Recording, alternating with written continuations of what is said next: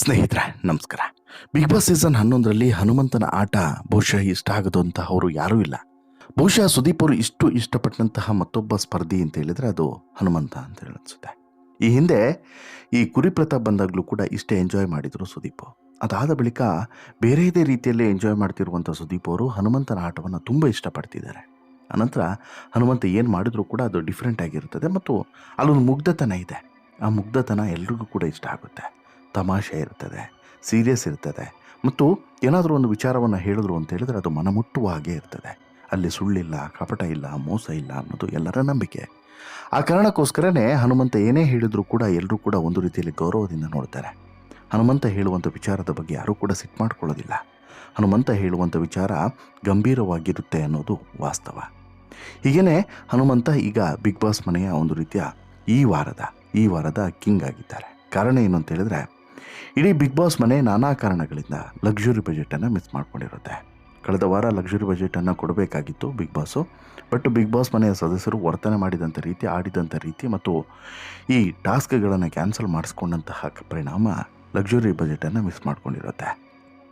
So that ಇದನ್ನು observe ಮಾಡಿದಂಥ ಸುದೀಪ್ ಅವರು ಒಂದಷ್ಟು ಅವಕಾಶಗಳನ್ನು ಕೊಡ್ತಾರೆ.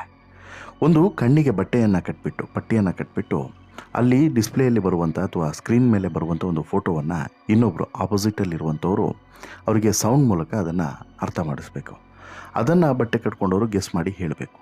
ಆ ರೀತಿ ಗೆಸ್ ಮಾಡಿ ಹೇಳುವಂಥ ಅವಕಾಶವನ್ನು ಯಾರು ಕರೆಕ್ಟಾಗಿ ಬಳಕೆ ಮಾಡ್ಕೊಳ್ತಾರೆ, ಯಾರು ಕರೆಕ್ಟಾಗಿ ಬಳಕೆಯನ್ನು ಮಾಡ್ಕೊಳ್ಳೋದಿಲ್ಲ ಅನ್ನೋದನ್ನು ಅನೌನ್ಸ್ ಮಾಡಿ ನಂತರ ಏನು ಈ ಲಕ್ಸುರಿ ಬಜೆಟ್ ಕೊಡಬೇಕು ಅಂತ ಇರುತ್ತಲ್ಲ ಅದನ್ನು ಕೊಡಬೇಕಾ ಬೇಡವಾ ಅನ್ನೋದನ್ನು ನೋಡೋಣ ಅಂತೇಳಿ ಸುದೀಪ್ ಹೇಳ್ತಾರೆ. ಈ ಸಂದರ್ಭದಲ್ಲಿ ಒಬ್ಬೊಬ್ಬರೇ ಒಂದು ಗೆಸ್ಸನ್ನು ಮಾಡ್ತಾ ಇರುವಂಥ ಸಂದರ್ಭದಲ್ಲಿ ಈ ಕೆಲವರು ಫೇಲ್ ಆಗ್ತಾರೆ, ಕೆಲವರು ಪಾಸ್ ಆಗ್ತಾರೆ, ಎಲ್ಲದೂ ಕೂಡ ಆಗುತ್ತೆ. ಶೋಭಾ ಶೆಟ್ಟಿಗೆ ಯಾವಾಗ ಕಣ್ಣಿನ ಪಟ್ಟಿಯನ್ನು ಕಟ್ಟಿ ಈ ವಿಚಾರವನ್ನು ಅಂದರೆ ಒಂದು ಈ ಫಸ್ಟ್ ನೈಟ್ನ ಮಂಚ ಏನಿರುತ್ತೆ ನೋಡಿ, ಮೊದಲ ರಾತ್ರಿಯ ಮಂಚ, ಆ ಫೋಟೋವನ್ನು ತೋರಿಸ್ಬಿಟ್ಟು ಇದನ್ನು ಎಕ್ಸ್ಪ್ಲೇನ್ ಮಾಡಿ ಅಂತೇಳಿ ಒಬ್ಬೊಬ್ಬರಿಗೆ ಅವಕಾಶವನ್ನು ಕೊಡ್ತಾ ಹೋಗ್ತಾರೆ. ಎಲ್ಲರೂ ಕೂಡ ಇದರಿಂದ ಸೋಲ್ತಾರೆ. ಅಂದರೆ ಯಾರನ್ನೇ ಕೇಳಿದ್ರು ಕೂಡ ಅದಕ್ಕೆ ಹೇಗೆ ಅದನ್ನು ಅರ್ಥ ಮಾಡಿಸ್ಬೇಕು ಅದು ಗೊತ್ತಾಗೋದಿಲ್ಲ. ಆ ಬಳಿಕ ಇಡೀ ಬಿಗ್ ಬಾಸ್ ಮನೆ ಇಲ್ಲ, ಅಲ್ಲಿ ಮುಗೀತು ಅಂತೇಳಿ ಅಂದ್ಕೊಳ್ತಾರೆ. ಇನ್ಫ್ಯಾಕ್ಟು ಈ ಫೋಟೋ ಯಾವಾಗ ಬರುತ್ತೆ ನೋಡಿ, ಅವಾಗ ಸುದೀಪ್ ಕೂಡ ಒಂದು ಮೇಜರ್ ಅನೌನ್ಸ್ಮೆಂಟನ್ನು ಮಾಡಿಬಿಡ್ತಾರೆ. ಮೇಜರ್ ಅನೌನ್ಸ್ಮೆಂಟ್ ಅಂತ ಹೇಳಿದ್ರೆ ಬಿಗ್ ಬಾಸ್ ಮನೆಯ ಈ ಕಂಪ್ಲೀಟು ಈಗ ಮೊದಲಿಗೇನು ಹೇಳಿರ್ತಾರೆ, ಎಷ್ಟು ಸ್ವಲ್ಪ ಲಕ್ಸುರಿ ಬಜೆಟನ್ನು ಏನು ನೀವು ಗೆಲ್ತೀರಾ ನೋಡಿ ಅದರ ಮೇಲೆ ಆಧಾರದಲ್ಲಿ ಸ್ವಲ್ಪ ಲಕ್ಸುರಿ ಬಜೆಟನ್ನು ಫಿಕ್ಸ್ ಕೊಡೋಣ ಅಂತಲೂ ಕೂಡ ಹೇಳ್ತಾರೆ. ಬಟ್ ಯಾವಾಗ ಈ ಫೋಟೋ ಬರುತ್ತೋ ಅವಾಗ ಸುದೀಪ್ ಹೇಳ್ತಾರೆ, ಇಡೀ ವಾರಕ್ಕೆ ಬೇಕಾಗೋಷ್ಟೇ ಕೊಟ್ಬೇಡ ಅಂತಲೂ ಕೂಡ ಹೇಳ್ತಾರೆ. ಕಂಪ್ಲೀಟಾಗಿ ಕೊಟ್ಬೇಡ, ಇದನ್ನು ಕರೆಕ್ಟಾಗಿ ಗೆಸ್ ಮಾಡಿದ್ರೆ ಅಂತೇಳಿ. ಆಗ ಆರಂಭದಲ್ಲಿ ಯಾರೂ ಕೂಡ ಗೆಸ್ ಮಾಡೋದಕ್ಕೆ ಆಗೋದೇ ಇಲ್ಲ. ಅಂದರೆ ಶೋಭಾ ಶೆಟ್ಟಿಗೆ ಅದನ್ನು ಕನ್ವಿನ್ಸ್ ಮಾಡೋಕ್ಕೆ ಕೂಡ ಆಗೋದೇ ಇಲ್ಲ, ರೀಚ್ ಮಾಡೋದಕ್ಕೆ, ಶೋಭಾ ಶೆಟ್ಟಿಗೆ ಅರ್ಥ ಮಾಡಿಸೋಕ್ಕೆ ಆಗೋದೇ ಇಲ್ಲ. ಎಲ್ರಿಗೂ ಕೂಡ ಏನೇನೋ ಪ್ರಯತ್ನವನ್ನು ಮಾಡ್ತಾರೆ, ಆಗೋದೇ ಇಲ್ಲ.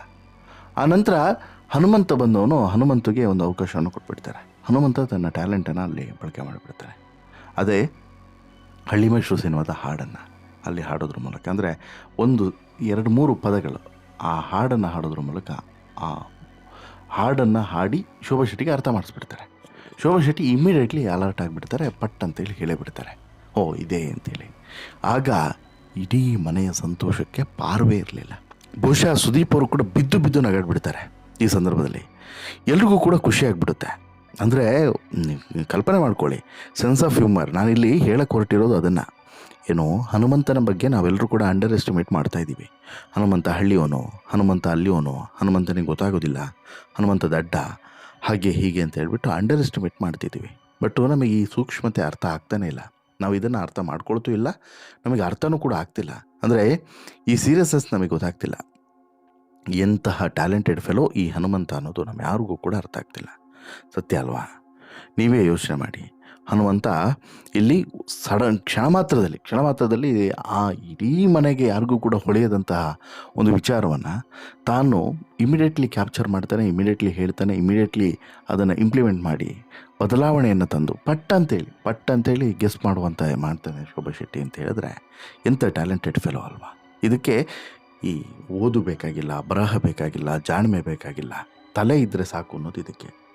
ಆ ಪಟ್ಟಂತೇಳಿ ಸೆನ್ಸ್ ಆಫ್ ಹ್ಯೂಮರ್ ವರ್ಕ್ ಆದಂಥ ಕಾರಣಕ್ಕೆ ಯಾಕೆ ಹನುಮಂತ ಇದನ್ನು ಗೆಸ್ ಮಾಡ್ದ, ಹನುಮಂತ ಇದನ್ನು ಹೇಳ್ದ.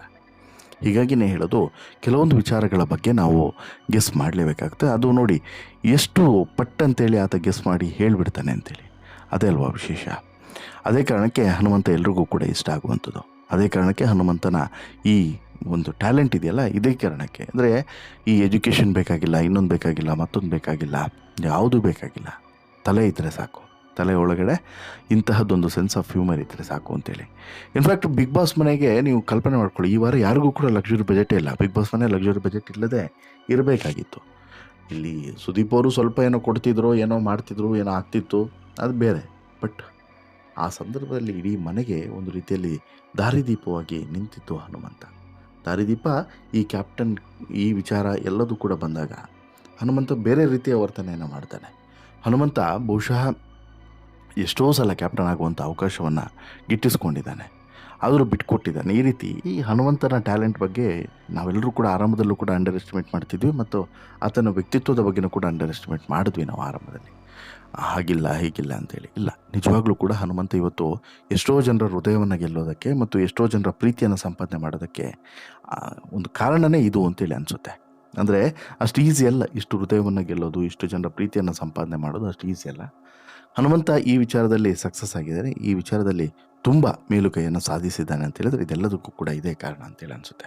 ನಿಮಗೆ ಅನಿಸುತ್ತೆ ಸ್ನೇಹಿತರೆ, ಹನುಮಂತನ ಈ ಸೆನ್ಸ್ ಆಫ್ ಹ್ಯೂಮರ್ ಮತ್ತು ಇಡೀ ಮನೆಯ ಪಾಲಿಗೆ ಹೀರೋ ಆದಂಥ ಹನುಮಂತನ ಬಗ್ಗೆ ನಿಮ್ಮ ಅಭಿಪ್ರಾಯ ಏನು? ದಯವಿಟ್ಟು ಕಮೆಂಟ್ ಮಾಡಿ ತಿಳಿಸಿ. ಜೊತೆಗೆ ಈ ಸ್ಟೋರಿ ಇಷ್ಟ ಆಯಿತು ಅಂತ ಹೇಳಿದ್ರೆ ಲೈಕ್ ಮಾಡಿ, ಶೇರ್ ಮಾಡಿ, ಚಾನಲ್ಗೆ ಸಬ್ಸ್ಕ್ರೈಬ್ ಆಗೋದನ್ನು ಮರಿಬೇಡಿ. ಧನ್ಯವಾದ.